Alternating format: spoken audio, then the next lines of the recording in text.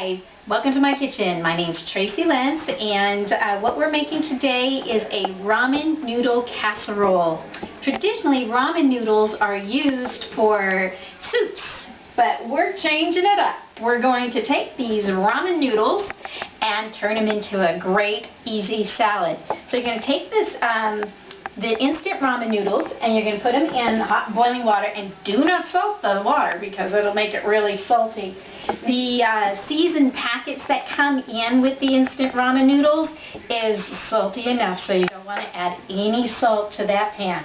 And the next thing we're going to add into here is a can of chicken, which is, you can take chicken that has been roast chicken. You can chop that up, or you can boil a couple of chicken breasts, and that'll work as well. And then we're going to take some celery, and quick tip on the celery, my celery this morning was all wilted, and I just put it in a bath of water, let those puppies swim, and look, they're all nice and crisp. So remember, you can do that. And so we're going to take the chicken, and we're going to mush that up. We're going to add some celery, and then we're going to add a little bit of onion. Now on the onion, you might want to think about just dicing it up, or you could add green onions or sweet red onions, or you can also not add onions. And I came across this story about onions, the way they make them in factories, and it's a really neat thing because they keep their onions at 36 degrees, which I always put them in like a bin. So apparently if you keep them in the refrigerator, which is 36 degrees, that they'll last longer, projects their life a little bit. And then they also did a wash bath to get the bacteria off the onion after they were chopped up, so that's another great thing that I'm going to consider doing.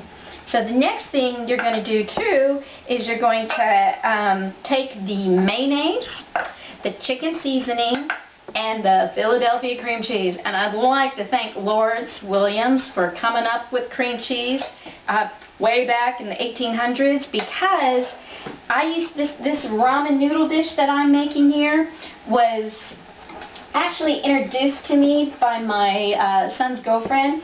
She came over one day and made some ramen noodles, and it didn't add the water and just added mayonnaise, and offered me some, and it was like, that kind of seemed kind of, not very appetizing, but it turned out to be a craving of mine, just mayonnaise and ramen noodles. And then I started adding peas to it, and then I started adding shrimp, and it became just this craving that I didn't eat every day, but every now and then we go, this is the perfect thing to have. And so I'm thanking Lawrence Williams for coming up with cream cheese, because this has kicked it up a whole nother level. You're going to take about 3 ounces of the cream cheese, and you're going to add it to a new container. And let's see here. Move this out of the way. Move this out of the way. We're done with that. And, oh, those noodles are almost done. And we're going to take the cream cheese, 3 ounces, and you're going to add it into the blender. About 2 tablespoons of mayonnaise, like that.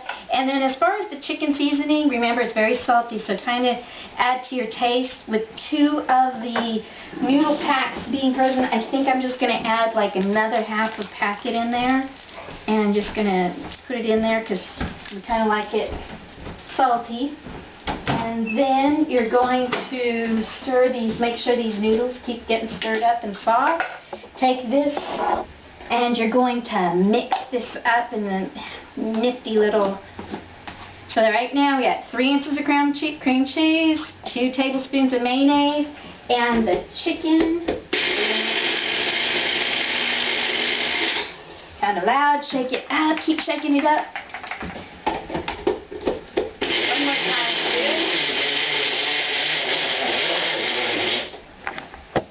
Here we go. And then take a look at what we have, and it's perfect. So you're just going to dump all that nice creamy sauce in there. Then you're going to take the noodles. Now here's the thing, I have all kinds of ways of straining my noodles. tried everything. Little strainers like this, you know, big strainers in the sink, but I just don't like carrying that hot water over to the sink. So this one works really well because nothing escapes.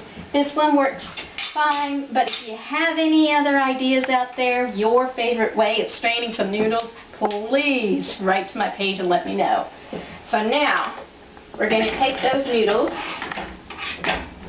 and we're going to add them to the pasta, or the chicken rather. There we go.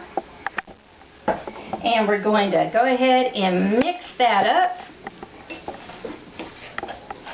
So right now we have the chicken in there, celery, onions. This dish can be served hot or cold.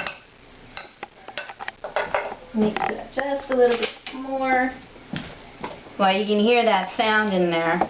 Can't believe that cream cheese, the story of cream cheese. I hope everybody looked up that story of how Kraft bought the company, came up with pasteurizing, was the first ones to, you know, serve packaged cheese to the army, and some amazing, you know, I think everything that we eat, we should know the history of.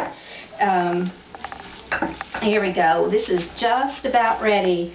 It's kind of like, you know, Kraft came out with that saying, a lot, I think it was in the 50s, I'm not real sure on that, but in the 50s it said something like, you know, serve 4 in less than 9 minutes, and that's what we've done. It's taken less than 5 minutes for the noodles to cook, less 4 minutes of preparation time, and now we're going to serve this out here. Oops, that's my server. We're just going to have to serve this like this. Wonder what happened to that. And serve it on. Like I said, it could be hot or cold. There we go. Right there. And then to taste. Now, remember, always add some color. This is waiting for its main course.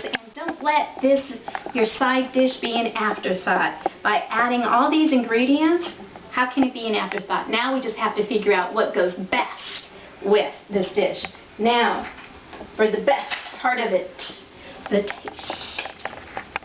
And I have to say, it's really good. Oh, that's nasty. But oh my gosh, that is the best. Chickeny, crunchy with the celery, onions. Like I said, you can add peas to it, which gives it a sweetness, or leave it without the peas and it's kind of savory tasting. And once again, I want to thank you very much for coming to my kitchen. Now it's your turn.